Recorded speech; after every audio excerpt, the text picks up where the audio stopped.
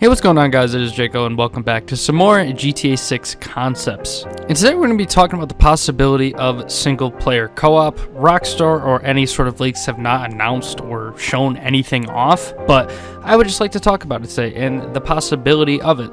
If you guys want to talk about any more concepts, leave that down below with a comment, and there'll also be a playlist link down below if you want to see any of the previous or future episodes of GTA 6 concepts. But let's hop right into it. As we know from the past September leaks back in 2022, pretty far away now, but one of the things we learned is that there's going to be a main male and female protagonist. Now, I think Rockstar kind of did this on purpose. You guys may or may not remember that back in the contract DLC for GTA Online, the return of Franklin and Lamar was present. They got a bunch of cool cutscenes, dialogue. We got to see where our beloved characters were almost 8 or 9 years later, however long it was. And we got a pretty cool mission chain, which I believe was 3 or 4 missions where we played as Franklin and Lamar, where we could play online with one other friend in a 2-player cooperative mode, where it was pretty much like a regular GTA Online mission, but there was dialogue, there was funny jokes and stuff said along the way you did the mission, and it was really fun, and a lot of people liked it, and it was one of my favorite parts of the contract DLC, which was a fantastic DLC overall. Like I said, there's no guarantee, but that we can only hope. There's been a lot of popular games that have also been really mainly 2-player co-op based. You think of any Saints Row game in the past 2, 3, 4, has always been 2-player co-op, though there wasn't 2 main characters, there was 2 of your own created characters. We also had titles like It Takes Two, made by EA, and as well as A Way Out, where you played as 2 prisoners, 2 criminals, and you had to work together as a team. Now that was really cooperatively, like, kind of puzzle strategy sort of game, I guess you could call it, where you had to really do puzzles and traverse things together as a team.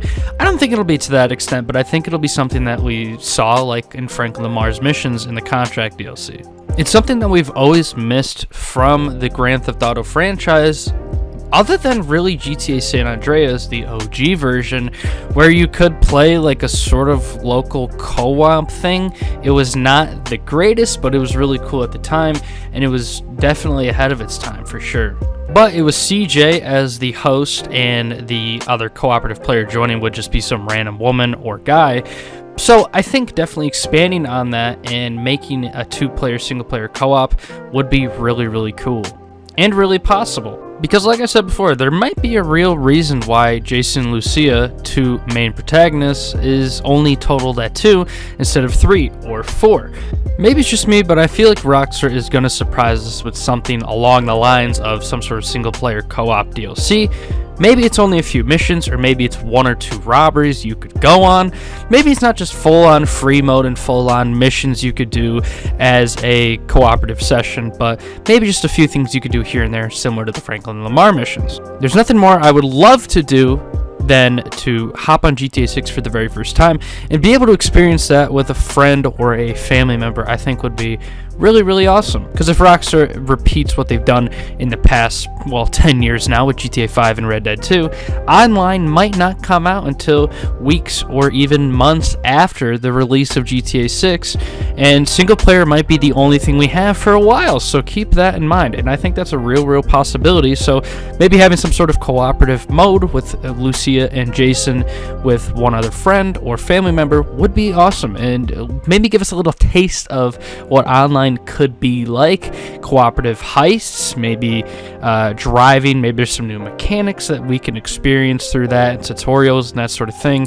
I would really like to see that. And let's say Rockstar does go the route of single player first and online later. It's honestly really smart, because you'll be able to show off some of the new mechanics at a much slower pace. You're not thrown into a world where you gotta guess or figure out things on your own. You get some tutorials, you learn some new mechanics, you learn how robberies work, you learn how gunplay works, movement, and that sort of thing.